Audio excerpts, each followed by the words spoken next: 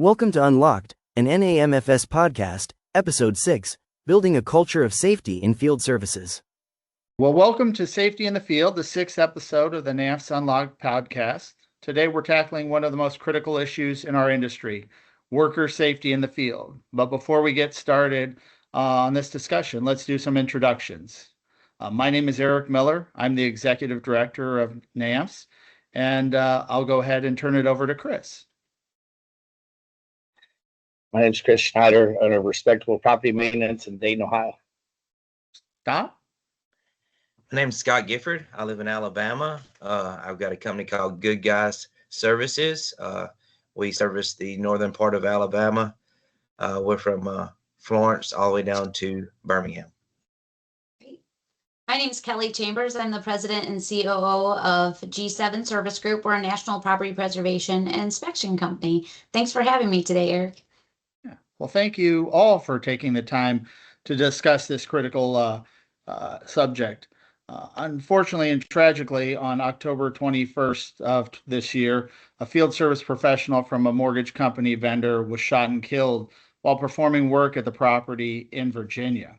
The victim was identified as Michael Dodge II, and he was there for an assignment when gunshots rang out, and a suspect, the actual homeowner, was later arrested and charged with first-degree murder.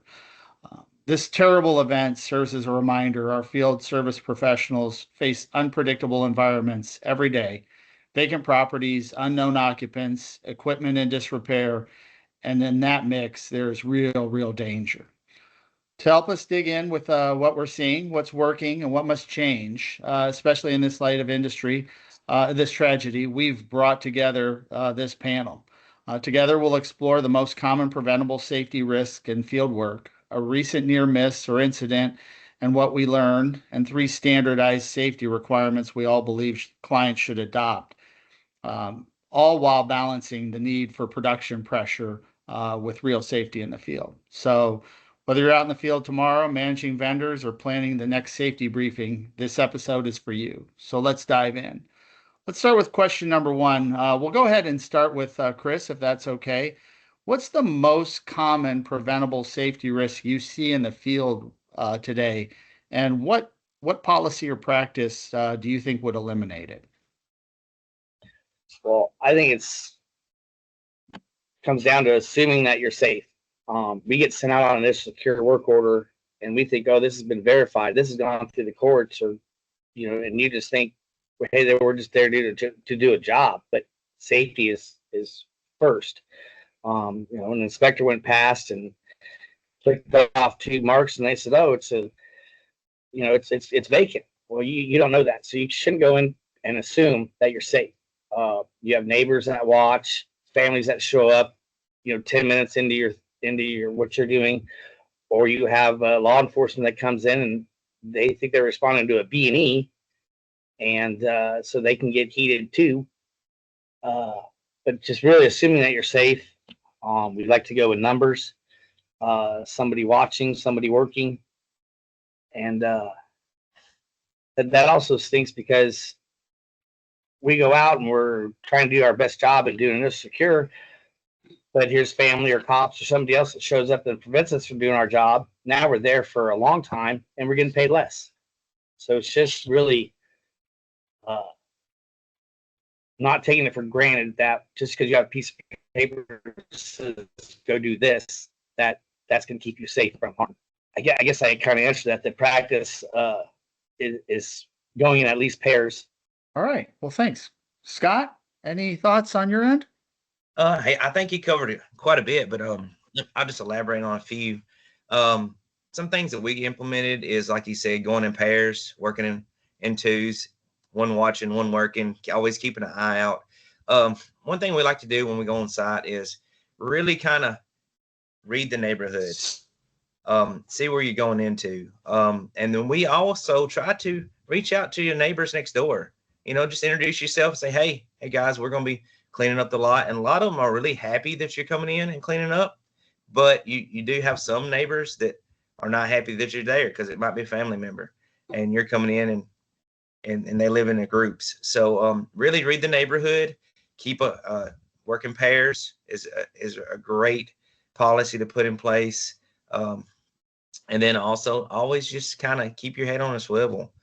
You want to watch for things. Don't take for granted that you're in a safe neighborhood that's still going to be all right. Always kind of keep your eyes on your property and on your other workers. So I think that's a good policy to put in place to mitigate some issues that you might have in some areas. But know your neighborhood before you go into it. That's good information for sure, both of you. So Kellie, you're obviously, as you indicate, you're a national, a little bit different approach. What do you have in store, or what do you talk to your vendor network about in terms of safety in the field, as well as your clients? Yeah, from the vendor perspective, I mean, man, Kris and Scott have firsthand knowledge and experience, and I actually learned from the vendors in the field. So my feedback and was going to be, definitely confirm vacancy before you ever enter a property. Even if you personally secured that property before and you've been there 5 times, squatters, trespassers, they can move into the property between visits. It's not helpful that we post properties as vacant and we advertise that they're vacant on the front door. So always, always, always confirm vacancy before walking into a property. And then, inspect every room. Squatters will definitely hide as soon as I hear from the vendors in the field. Squatters will hide, in the basement or in a room. So definitely walk through, inspect every room before you commence any type of work. It would be better to exit, if you hear someone shuffling around in an upstairs room or closet or attic or hiding in the basement. But I've learned that from the people like Kris and Scott.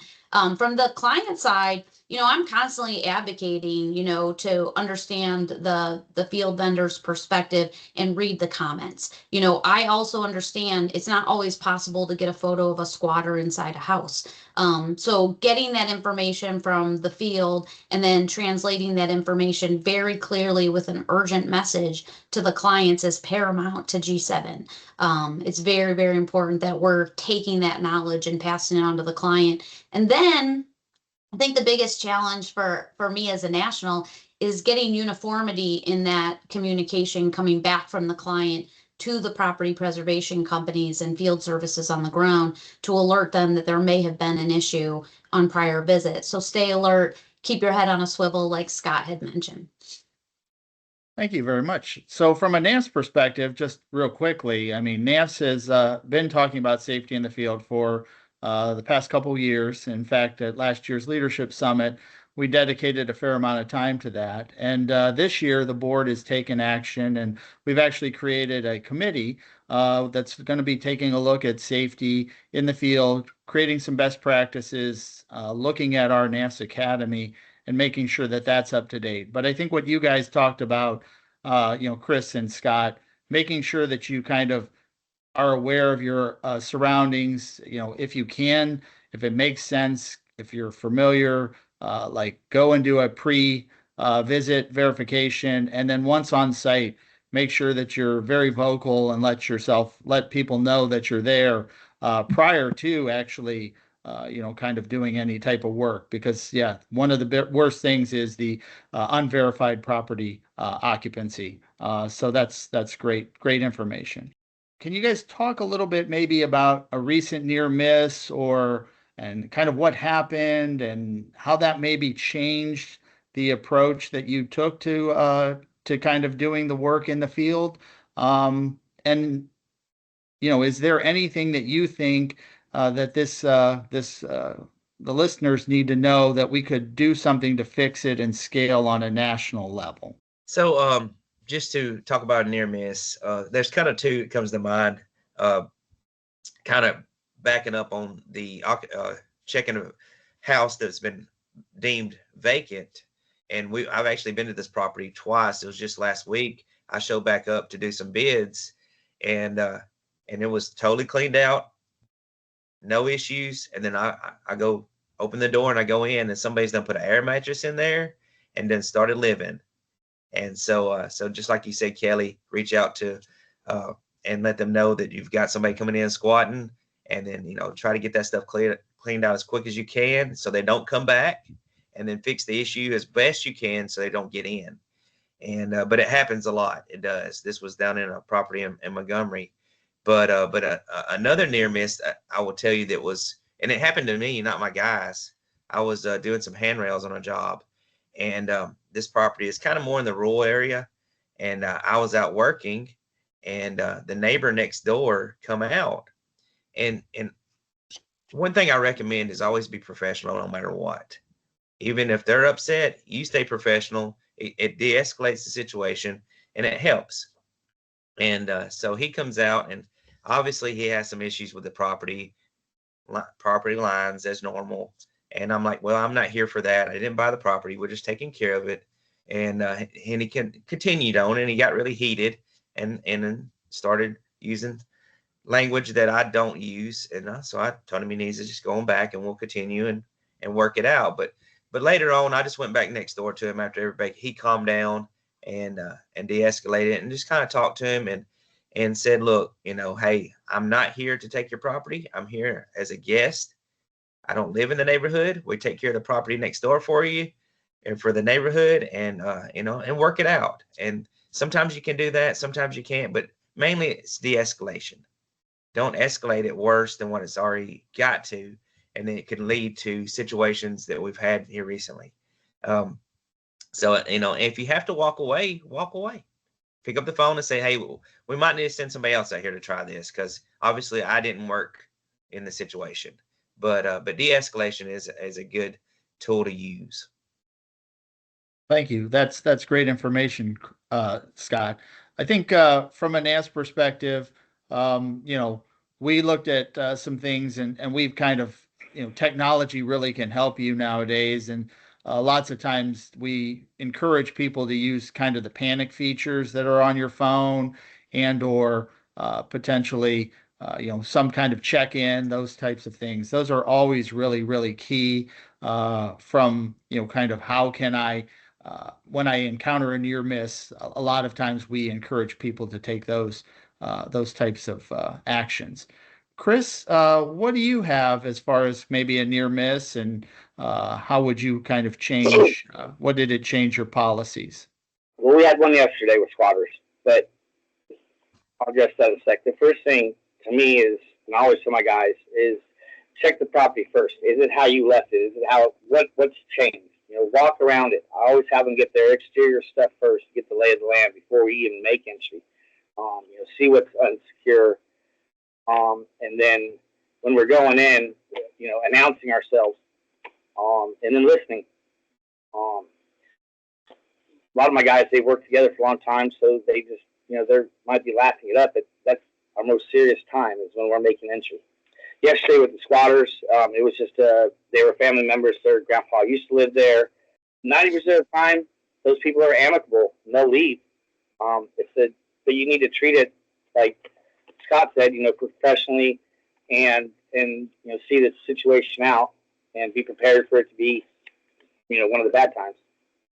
Okay. All right. Well, thank you.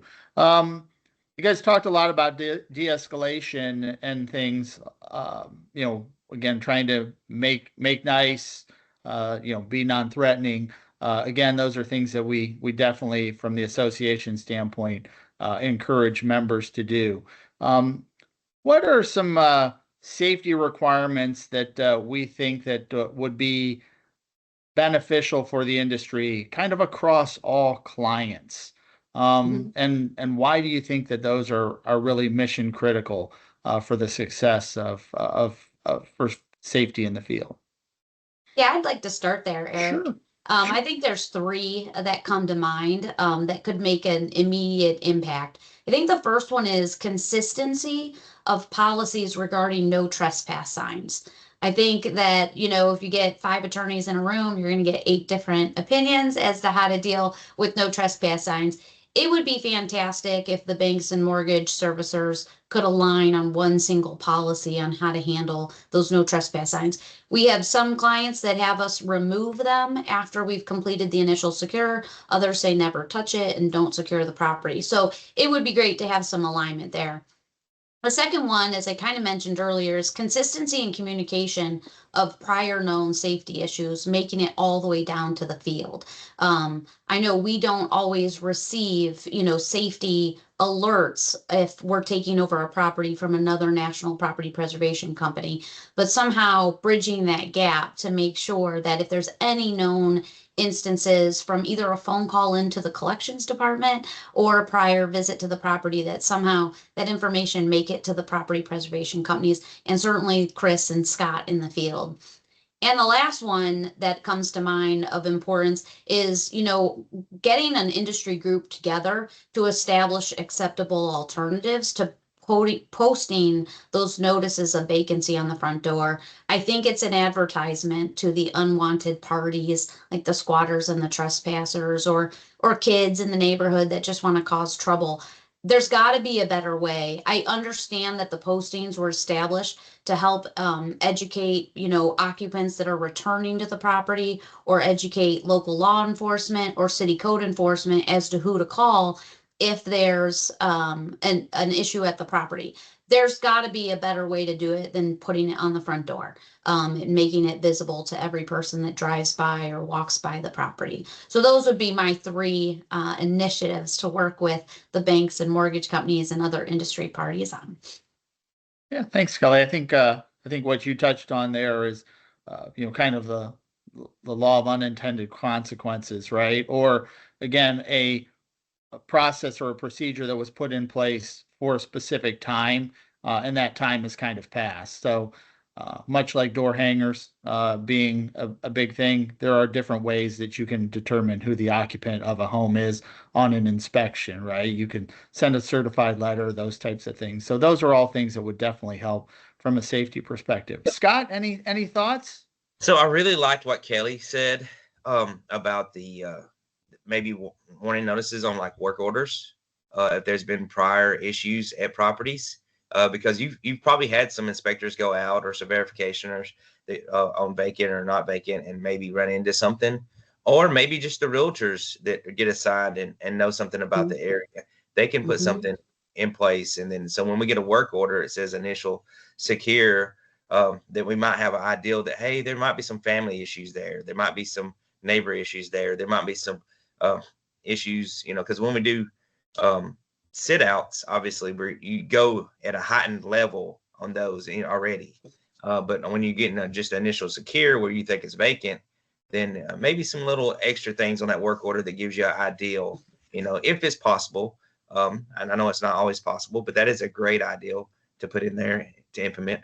Sure. I remember what I was going to say about it was that is just always make sure to report what happened, because sometimes you might think it's it's not important, but if the people that you work for, if the clients don't know something's going on here, then they're not going to be aware, and that's being the eyes and ears, the field, we got to tell them.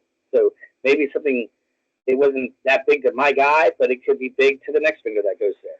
So just to make sure to report that stuff that goes on, because otherwise they have no clue what's going on. Yeah, that's definitely a good point, Kris. Very good point. Oh, excellent. So last question here. How do we balance production pressure? They need to get the work done quickly, efficiently, minimal interruption with safety. I mean, what are some metrics or incentives that we could actually implement that would reduce some of those shortcuts that can lead to some challenges and maybe some unsafe practices? Kelly, did you want to start? Yeah, I think, I speak with a lot of contractors. I'm not going to be arrogant and assume that I know Kris and Scott's job well. But the feedback in preparing for this podcast, I reached out to vendors in the field that do this every day. And the feedback I received that I'd like to pass on as best practice is proper planning and repetition. Vendors say that, that safety shouldn't be a checklist. it should be an everyday practice and policy. And so do it every day. It becomes repetitious, and then you're prepared for those situations as they arise. And then having proper planning, making sure that you have the right tools, the right resources. Kris had mentioned go in teams of 2 or 3 and make sure your head's always on a swivel. You've got someone watching while the other one's doing work. So that's what I would like to pass on. Proper planning, and then treat safety as an everyday occurrence, not just a once in a blue moon, a safety issue pops up. Right. Scott, did you want to? I really liked what Kris said earlier about just making sure you get out and walk the property first and see if anything changed. Like he said, definitely get out of the truck. As soon as you set foot, look for any changes like he mentioned. And then if you notice something, you're going to be on a little heightened alert. Maybe something's different. Maybe some other people's been there. A lot of things we see, we show up and there's doors open all the time. We have people show up and somehow I don't know if they check it and they just don't close it back or what. But if you see a door open right off the bat when you get out of that truck, then you need to really be cautious when you're walking that property. And that's what I tell my guys, and definitely be safe. The job is not worth your life. If you have to walk away, make some phone calls, and we'll come back. It is not worth your life. Yeah. We can always come back and fix things. We can't fix you. So that's a key aspect I tell them. Kris? It's always safety first. I mean, we're checking windowsills for bed bugs, because they don't know what's going on at the house. So before we even go in, we're looking at windows, doors, tire tracks. Window seals are a big thing for us. Bed bugs is a big thing in Ohio. We've never brought them back. We're not going to. And so we'll make sure that we're safe on everything. Another thing I wanted to touch on was safety of our stuff, like in our trucks. We always do teams because who's watching the truck? Who's watching our stuff? And we go into some rough neighborhoods. So we're putting ourselves at, a health risk and at a financial risk just by doing our job. And so we have to be prepared and be smart about it. Be aware. Be aware. I like that. Yeah, that's good information. Good advice. I think from a NAMFS perspective, and what we talk a little bit about is, implementing some kind of a safety checklist, so that, again, if a person's out in the field, hey, maybe it's just something as simple as a text saying, hey, I've arrived here, hey, I've left the property type situation. Again, just letting people know that they're out there, and that they're, that they've made it safely or they've not encountered something. I know that there are certain locations where lots of contractors and inspectors have talked about, being able to get, some type of law enforcement to follow them in or to be on standby or something along those lines. Those are some opportunities. That's clearly not every single property you can do that to. But there's definitely a lot of safety scorecards and some solutions that are out there. So, well, thank you very much, Kris, Scott, and Kellie, for your time, as well as the insightful and timely discussion. Safety in the field is not just a company policy. It's a moral obligation and industry-wide standard that must evolve with the realities of our work.